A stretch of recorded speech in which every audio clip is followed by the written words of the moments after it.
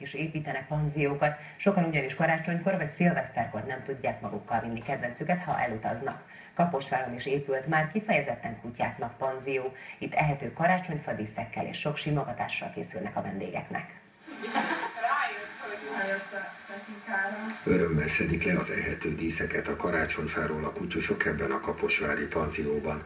Volt olyan ebb, amelyik inkább a helyét foglalt el, mások pedig a kozmetikában szépültek.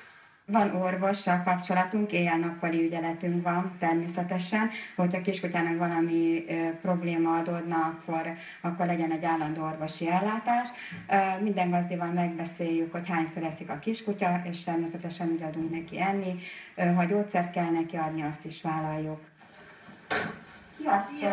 Szia, Molly! Megjöttél a panzióba? Molly már nem először jár ilyen panzióban. Ő is, akár csak a többi társa átlagosan 1-2 napot tölt el itt.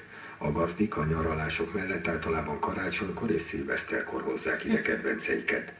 Mi arra törekedtünk, hogy családias környezetet alakítsunk itt a panzióba, és ugye az a legjobb vendég, aki visszajön, és az viszi a jó írünket, és hála Isten, nagyon sok visszatérő vendégünk van. És a kutyusok már úgy jönnek, hogy a kocsiból szinte szaladnak be a panzióba. A simogatás és a tévénézés is jár itt az ebeknek, a jövőben pedig kutyaovit is szeretnének létrehozni a panzió tulajdonosai.